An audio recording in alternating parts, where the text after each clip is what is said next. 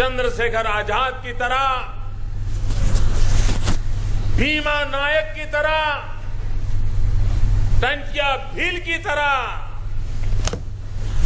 देश के लिए मरने का मौका नहीं मिला, लेकिन कम से कम देश के लिए जीने का तो मौका मिला है।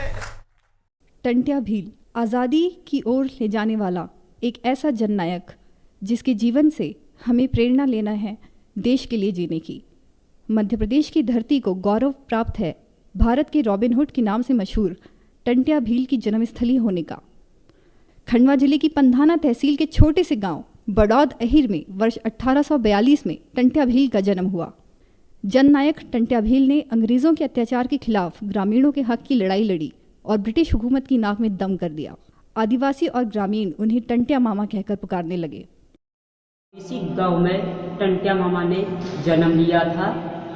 उन्होंने अंग्रेजों के छक्के छुड़ा दिए थे और हमें ये गर्व है कि इस जननायक टंट्या भील ने हमारे गांव में जन्म लिया और भील समाज को चरम सीमा पर पहुंचा दिया। गुरिल्ला युद्ध के महारथी टंट्या भील ने 15 साल तक अंग्रेजों के विरुद्ध अभियान चलाया। वे इतने चालाक थे कि उन्हें पकड़ने में अंग्रेजों को 7 साल लग गए। बाद में वर्ष 1889 में उन्हें राजद्रोह के आरोप में गिरफ्तार किया गया और जबलपुर जेल में फांसी दे दी गई।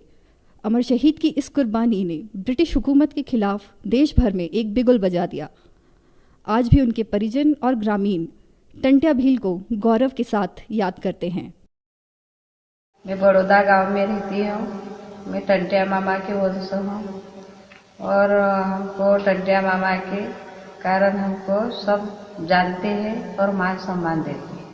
टंट्या मामा ने जो आज हमारे समाज के लिए किया है और इस देश के लिए किया है, हमें पूरे समाज को बहुत ज्यादा गर्व है उन पर और हम बहुत ज्यादा सम्मानित महसूस करते हैं अपने आप को उनके नाम के कारण और हमारे समाज में बहुत ज्यादा सम्मान आया है उनके कारण।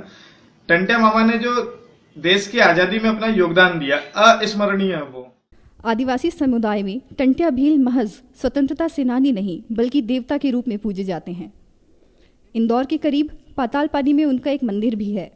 ऐसा माना जाता है कि ब्रिटिश हुकूमत उनसे इतना डरने लगी थी कि फांसी देने के बाद उनके शव को पातालपानी में फेंक दिया गया था।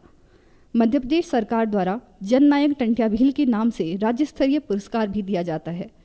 टंट्या भील मध्य प्रदेश के ही नहीं बल्कि भारत के स्वतंत्रता संग्राम के स्वर्णिम अतीत का एक ऐसा अमिट अध्याय बन चुके हैं जिन्हें भूल पाना संभव नहीं है।